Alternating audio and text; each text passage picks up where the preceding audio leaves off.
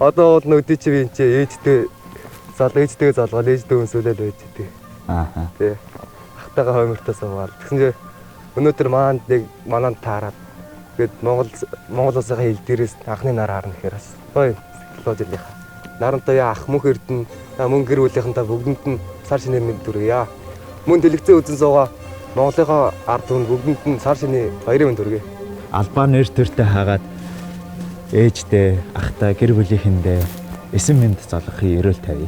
За баярлалаа. Улсын өргөлийг харахаараа хайртай аваа сангалзах юм би харц усны тунгалгийг харахаараа хан авихаа ухааныг биширхиё